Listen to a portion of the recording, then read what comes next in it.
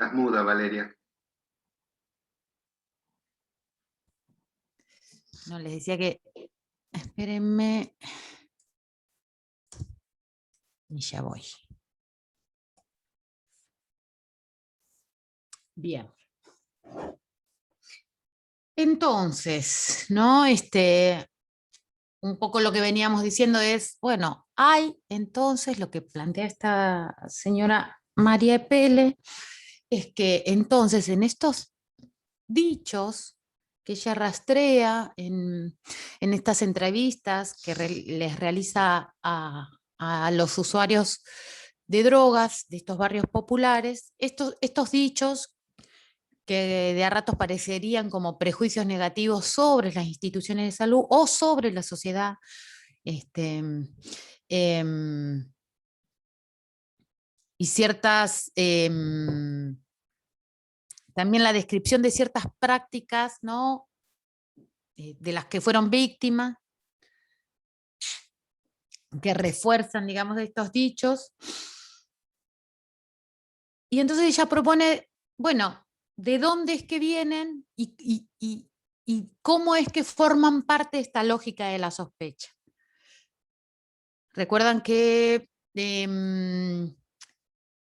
lo que plantean este señor Robinson, me sale ahora, no era Robinson, era bueno, alguien en quien ella se basa para la investigación. Honor no. Connors.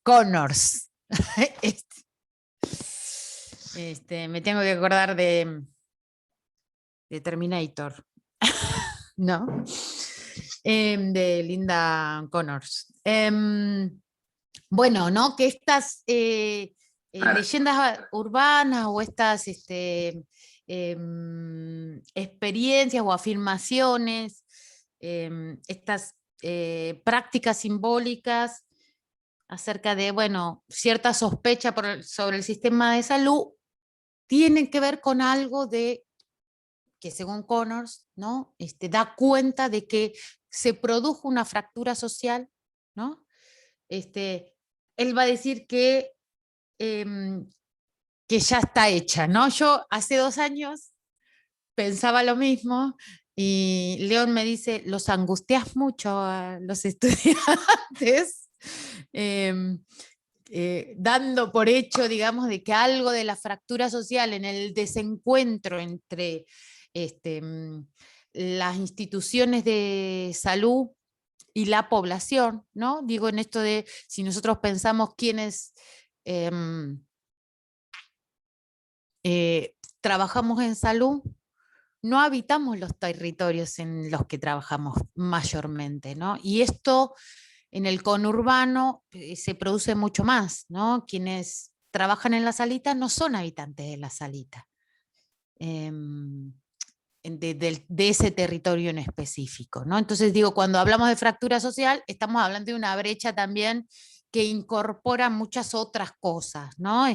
Acerca de valores sociales, prácticas culturales, ¿no? Cuando hablamos de fractura social, y Connors dice que la lógica de la sospecha es la certeza de que la fractura social se ha producido, digo, ¿no? Como, bueno, wow, la grieta, ¿no? Digo, diferentes pertenencias que marcan, digamos, una diferenciación muy fuerte. Y yo pensaba, hoy, 2 años después, pandemia de por medio y donde uno efectivamente, ¿no? Recuerda o tiene en cuenta, digamos, cuestiones estructurales que se han fortalecido en cuanto a la diferenciación acerca, por ejemplo, del acceso a la educación, ¿no? Entre diferentes sectores sociales, por ejemplo, ¿no? En contexto de virtualidad. Pero también pensaba que nosotros como como territorio, como país, ¿no? Tenemos otras prácticas bastante diferentes, digamos, este, a Estados Unidos, y también, ¿no? Se va como hace ya rato, ¿no? Estamos trabajando en otro sentido. Entonces, yo no estaría tan segura de decir o de afirmar este, que la fractura social está, ¿no? Definitivamente establecida. Vamos, Valeria, vamos, una cuota de optimismo. Ironicé. Pero ya es la duda, justamente, ¿no? Lo que planteamos recién. El problema no es, digamos, la definición, sino la duda. Por lo menos uno ya puede dudar. Pensaba también, yo eh, soy de Puerto Madryn, ¿no? Y ahí en Puerto Madryn había una residencia de médicos generalistas. Digamos, el tránsito normal del médico que hacía la residencia generalista ahí era, terminaba su rotación en la salita, en cuarto año de la residencia, y se iba al Hoyo, a Paso de los Indios, a Esquela, digamos, a pequeñas comunidades o a ciudades, pueblitos prácticamente, muy chicos, ¿no? Donde justamente el tipo empezaba a habitar y uno, a la vuelta del tipo que le hacían un contrato por 3 años, la persona podía elegir, la médica o el médico si se quedaba más tiempo o no, pero la obligación era quedarse un par de años y el regreso siempre era el comentario del mismo. El tipo quedaba adoptado por la sociedad donde estaba. Él sí integraba el lugar porque vivía prácticamente en la posta sanitaria. Y ahí la experiencia es totalmente distinta, ¿no? Del médico que además, al ser generalista, atendía, ¿no? Pediatra, ginecólogo, clínico, pequeñas cirugías, etcétera, etcétera, etcétera, ¿no? Y ahí sí se marca la diferencia, que, digamos, el contraste con esta cuestión que estaba marcando Valeria, ¿no? Que todavía en Argentina es posible ver estas cuestiones donde el médico generalista es prácticamente la única referencia sanitaria junto con la enfermera de turno, del lugar, ¿no? Estamos hablando de lugares que a veces tienen 1.500, 2.000 habitantes, a veces un poco más.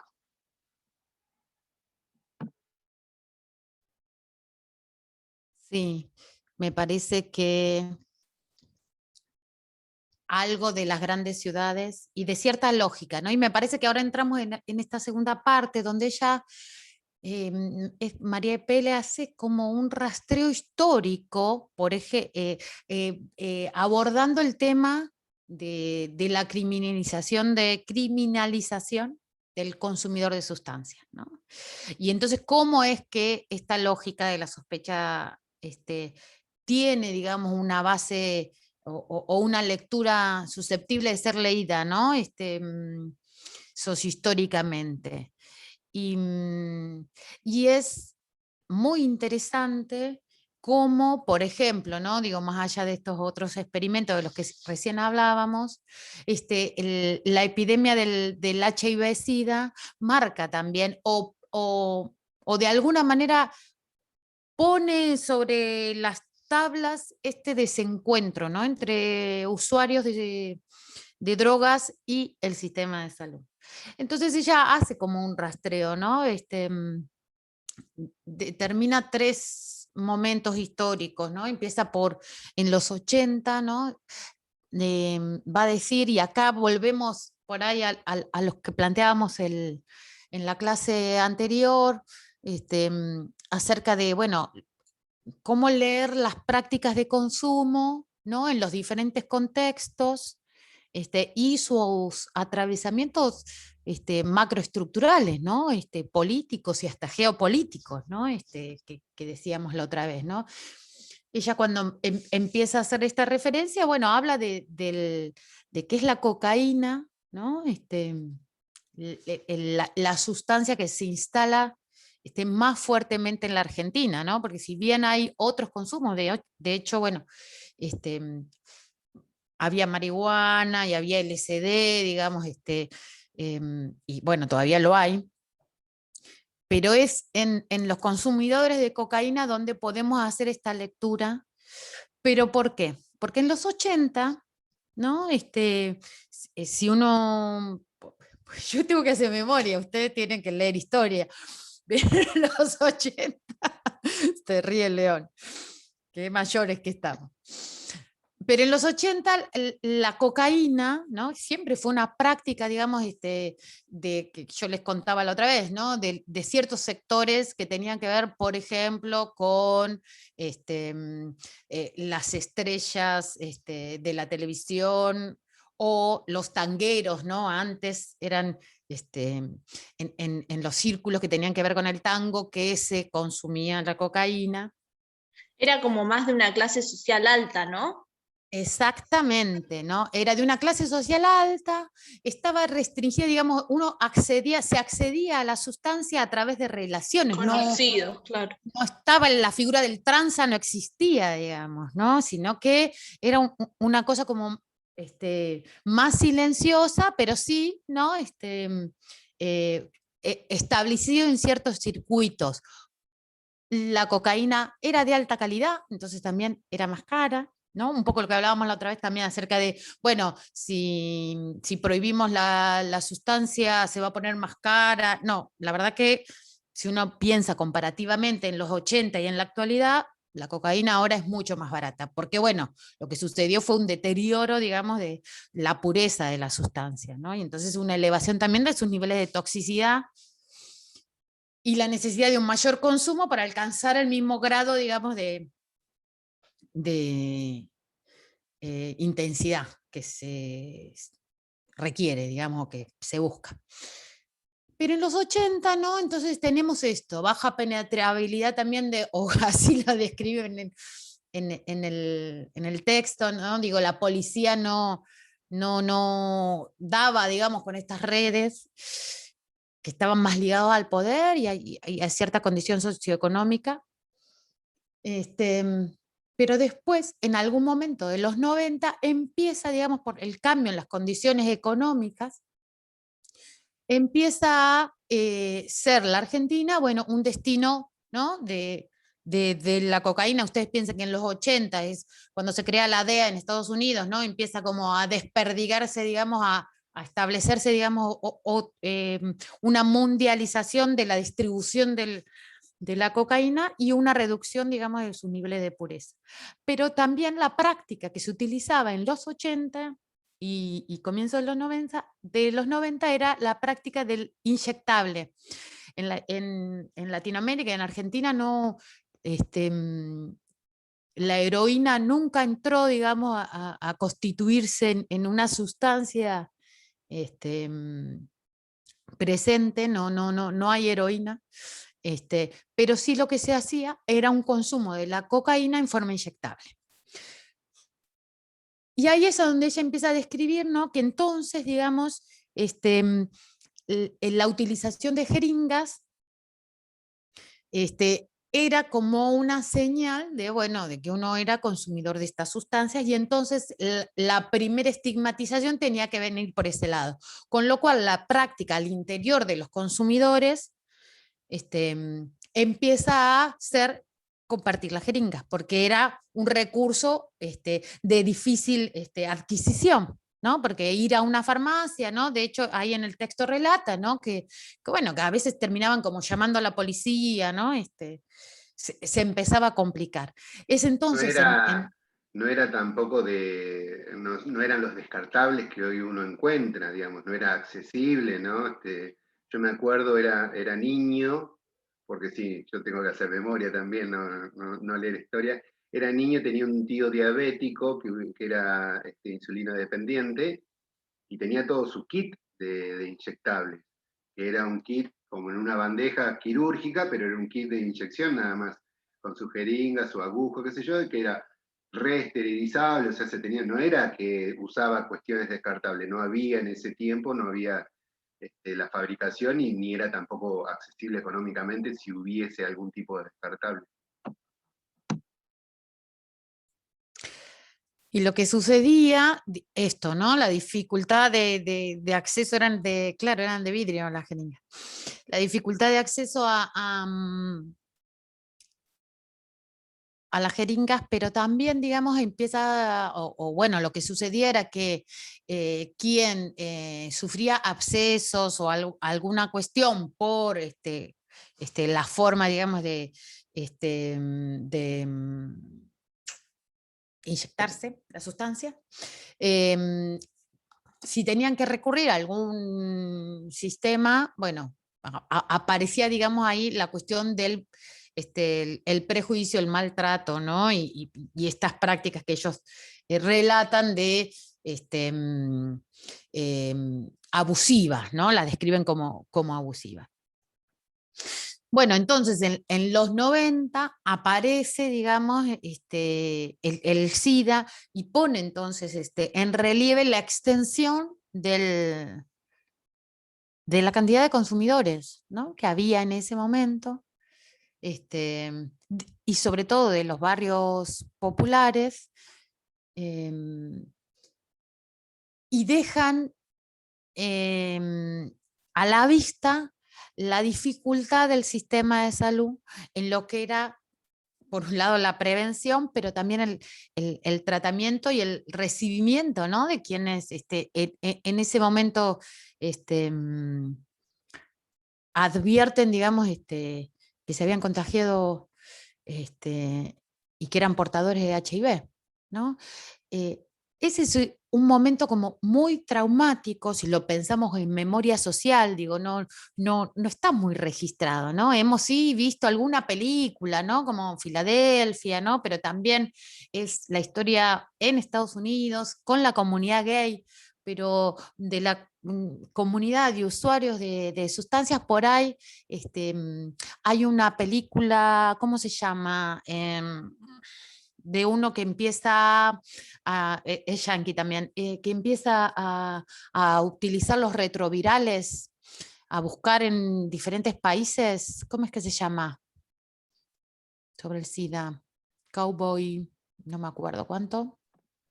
Sí, la que salió hace poco con Matthew McConaughey y el otro chaboncito que canta y actúa. Claro, y ahí está un poco, ¿no? Ahí aparece un poco la figura, digamos, de los usuarios de drogas, pero si no, ¿no? Hemos como que de alguna manera está un poco más borrado, estaba más asociado a pensar la historia de la aparición del HIV con la homosexualidad, pero no tanto, digamos, con la cantidad de usuarios. De hecho, si uno con León, si uno lo piensa, nosotros en la actualidad lo que estamos viendo y a veces recibimos son los hijos de estas personas que murieron por SIDA,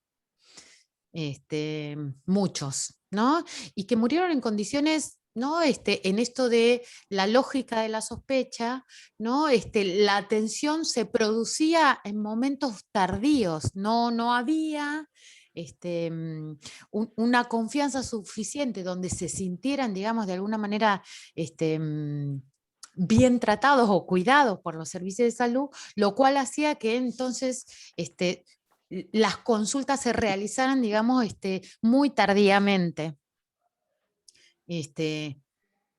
Por la cuestión del estigma y también porque no le tenían confianza, digo, ¿no? O también la aparición de los antirretrovirales, ¿no?, que al principio tenían como eran muchos, tenían un grado de toxicidad, la gente no se sentía bien, entonces digo, algo ahí también quedó como instalado dentro de esta lógica de la sospecha. Y además, ¿no?, si lo pensamos un poco más, ¿no?, cuando hablamos de la criminalización del consumo, ¿no? Ustedes piensen que en el 89, ¿no?, sale la ley de estupefacientes, justo, ¿no?, coincide con esto, y entonces de alguna manera instala, digamos, esta cuestión, digamos, de la separación, donde, bueno, quien fuera en ese momento y se presentara como consumidor de sustancias y que, por un lado, podía ser sospechado de enfermo de SIDA, pero también de alguien que está al margen de la ley, y que es un delincuente, se criminaliza, digamos, el consumo, y entonces, por lo tanto, es un delincuente, es lo que generó, digamos, desde el lado de esta población vulnerable, es lo que generó, digamos, un mayor, digamos, no vamos a decir fractura, pero sí una mayor sospecha, ¿no? Y entonces lo que sucede es que se recurre a prácticas por fuera del sistema de salud, ¿no? Entonces, bueno, se arman circuitos de autocuidado, y de algunos espacios donde sí era posible o sí se era bien recibido, ¿no? En algunos lugares específicos de la salud. Yo leía esto y pensaba que si bien en los últimos años la, la aparición de la ley de salud mental, ¿no? Donde claramente, ¿no? Establece que los usuarios de drogas tienen que ser atendidos como un problema de salud. Digo, bueno, hay ahí todo un trabajo a hacer, pero pensaba en esto de la fractura social y las distancias y cómo de alguna manera los grupos minoritarios y oprimidos, ¿no? de ciertos sectores de la sociedad se encuentran todavía aún hoy día por fuera, digamos, de los sistemas de salud. Y yo pensaba en las y los travestis, ¿no? Y pensaba que muchas mujeres travestis que en el día de hoy, ¿no? Su estrategia de supervivencia tiene que ver con la prostitución, y hay, digamos, y también con el narcomenudeo, ¿no? Bueno, bueno, no sé si todos, pero es bastante conocido, ¿no? De que es una práctica, ¿no? Que, a la que acuden por el grado de marginalización a la que se ven sometidos desde la sociedad, ¿no? Y no llegan a los servicios de salud. No, a nuestro servicio, y yo creo que se han pasado 3, es un montón. Y eso que nosotros tenemos lazos con asociaciones que trabajan, ¿no? con estas minorías.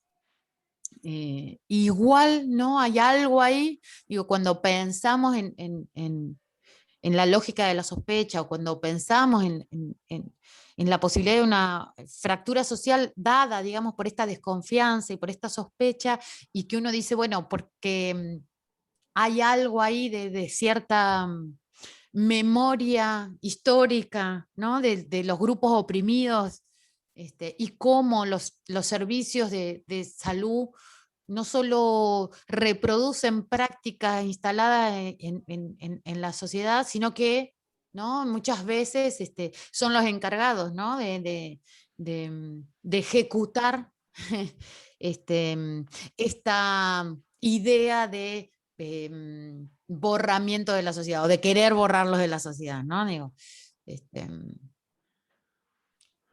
bueno, es un Sí, poco eso lo que yo, sí. no, que pensaba en el hospital intersonal. Yo hice la residencia en el 2008. Todavía había un sector de infectología para, para la gente que tenía SIDA, ¿no? No para la gente de HIV, sino la que tenía SIDA, ya el síndrome desarrollado.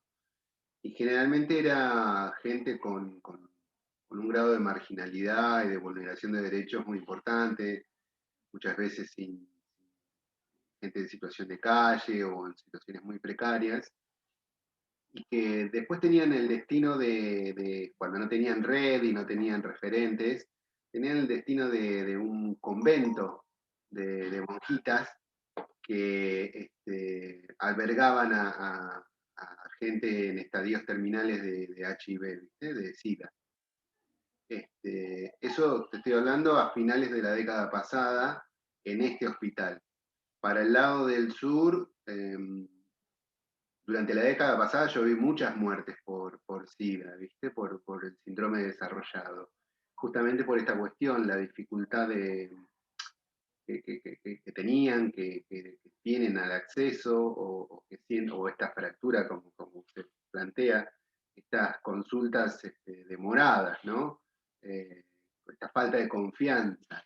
Y que estaba pensando en esto a medida que vos ibas hablando, cómo van cambiando los grupos, pero siempre queda alguien por fuera, porque es verdad, nosotros hace mucho tiempo que estamos trabajando en consumo problemático, tenemos esta distinción de hacer un abordaje integral, somos como, no sé, friendly, pero no hemos visto más de 3 mujeres trans en este tiempo, y no van a venir, desconfían, vienen 2 veces, 3 veces y no vienen más. Es una cosa que es impresionante. Y en el privado tampoco es que la cosa aumenta, ¿no? Es lo mismo, por lo menos en privado a mí me ha pasado lo mismo, ¿no? Una o dos personas, una o dos consultas y no más que eso. Que es un grupo con grandes dificultades para acceder al servicio de salud. Vos hablas de los trans, también las mujeres que ejercen la prostitución son mujeres que se ven muy dificultadas para acceder al sistema de salud, salvo algunas, pero yo la verdad que las que conocemos generalmente terminan consultando por una situación de consumo que se les fue de las manos, más que por otra cosa. Sí, es verdad.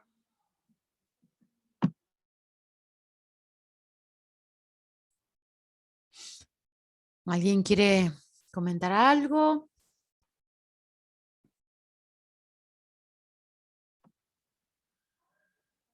Mirale las caras, te dije que iban a quedar así, mirale las caras.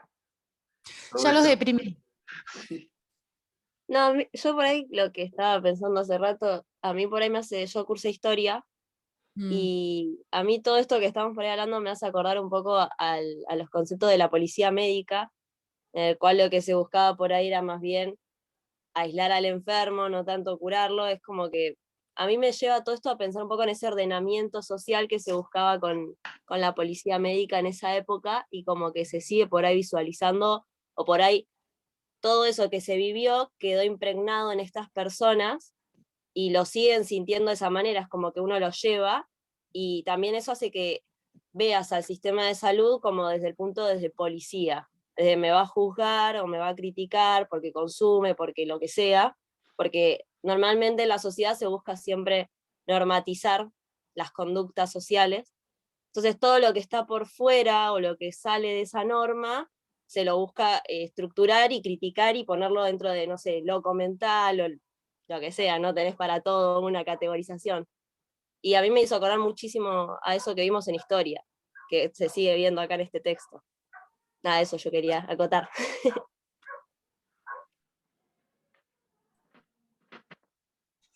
Sí, ¿no? Cuando uno lo piensa así,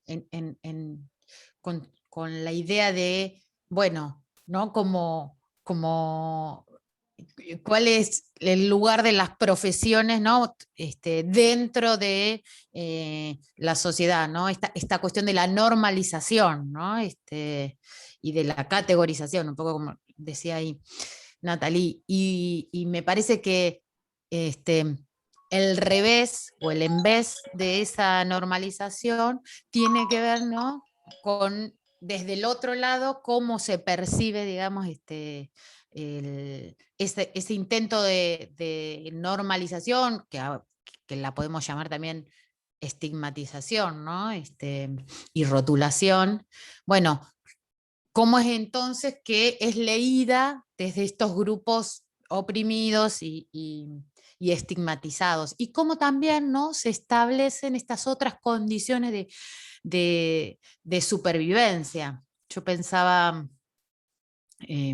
bueno, si alguien quiere comentar algo, y si no les cuento y vuelvo sobre las personas trans, ¿no? Porque me parece que si hoy hablamos, si bien podemos pensar que los usuarios de drogas todavía, digamos, se encuentran dentro de esta categoría de sujetos criminalizados, y esto restringe su posibilidad de acceso no solo a la salud, sino, qué sé yo, a la educación, por ejemplo, ¿no? Si lo pensamos, estas prácticas micro, ¿no? Donde la docente o la trabajadora social de la escuela, algo ahí circula, digamos, en esto de reproducir ciertas cuestiones estigmatizantes de los usuarios de drogas.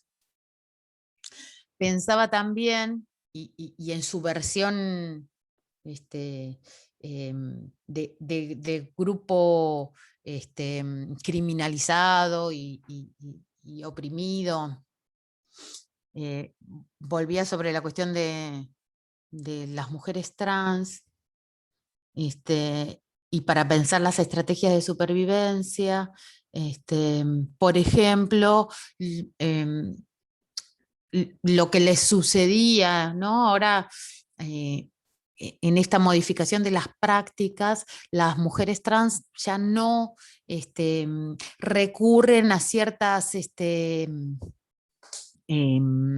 estrategias que tenían que ver con la modificación corporal, que eran bastante y atrogénicas, ¿no?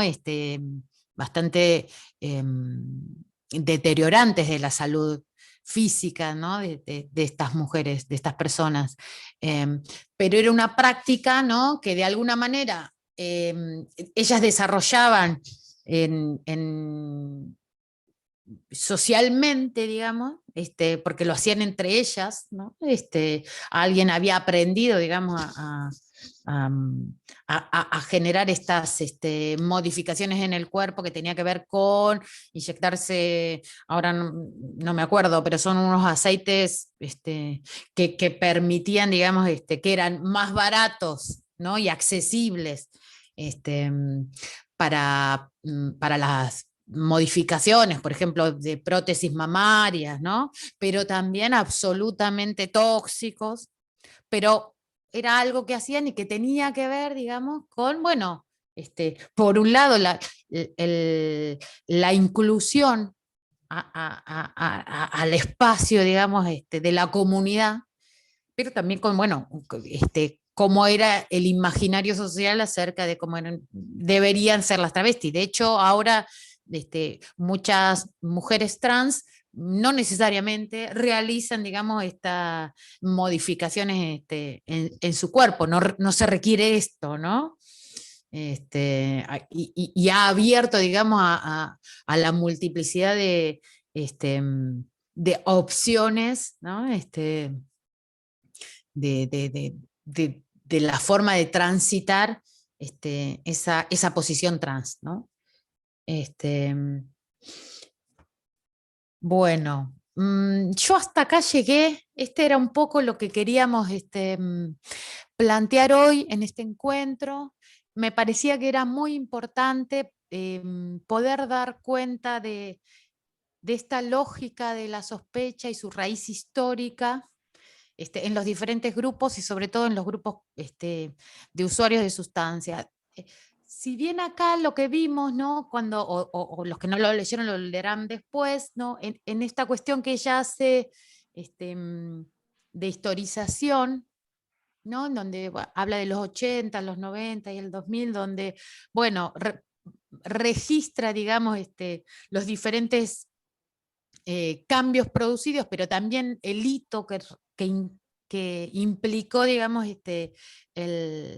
la presencia del SIDA en los consumidores de drogas, y cómo esto impactó también en la relación servicio de salud y usuarios, pero también me parece que nos habilitaba también a hablar de estas otras cuestiones, de estos otros modos, digamos, de desencuentros y tensiones entre los discursos que los sistemas de salud realizan y las prácticas que a veces realizan, ¿no? Bueno, no sé si quieren hacer alguna pregunta, algún comentario. Yo quería aprovechar este espacio para preguntar un fragmento del texto que no me quedó muy claro. No sé si me podrán ayudar. Ahí lo paso por el chat.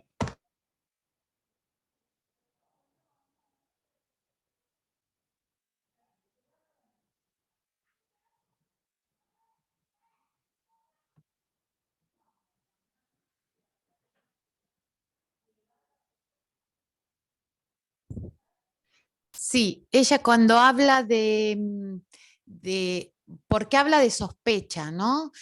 Nosotros podríamos pensar en esto como una doble intención, ¿no? Como no hay nada, y por eso el desencuentro entre el sistema de salud y los usuarios de drogas, porque no hay nada que pueda ser dicho que no esté puesto en cuestión, porque si entonces hay un nivel, que es el nivel racional y el nivel manifiesto, ¿no? De comunicación, pero uno supone por detrás que en realidad está pensando otra cosa, o que en realidad hace esto porque tiene otro objetivo que no es el que dice que es, ¿no? Entonces, no hay forma de saldar la sospecha en la relación. ¿Se entiende, Agustín?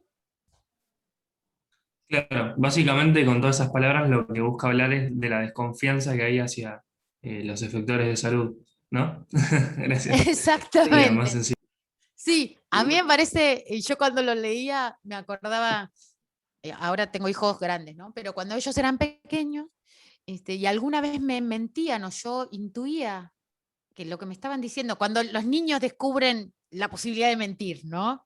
Que es todo un momento en la infancia, ¿no? Y entonces como madre, la posibilidad de que lo que te estén diciendo tus hijos puede que sea mentira, es como que algo de la relación establecida en cierta confianza puede perderse, ¿no? Yo me acuerdo, tenía ese registro, ¿no? Bueno, ¿qué pasa cuando uno pierde la confianza, ¿no? Y se Me instala la mentí, le sospecha. decía vos. Yo le decía, no, yo le decía, yo puedo ver cuando me mentís. Una cosa, imagínate, pobres pibes. Pero digo, cuando algo, digo, de suponer que hay por detrás, ¿no? Otra intencionalidad, bueno, es muy difícil remontarla, porque entonces, ¿qué decir ahí? ¿O qué acto imponer ahí? ¿No? Uno pensaría, bueno, esto tiene que ser a lo largo del tiempo y en sucesivas, digamos, momentos de reparación, ¿no? ¿Cómo hacer para reparar ahí? Bueno, va a llevar tiempo, ¿no? Socialmente, porque lo que estamos hablando es, esta sospecha no tiene que ver en la relación uno a uno, sino lo que estamos hablando de una memoria social, de los grupos oprimidos, ¿no? Entramos y salimos para la despedida. Dale.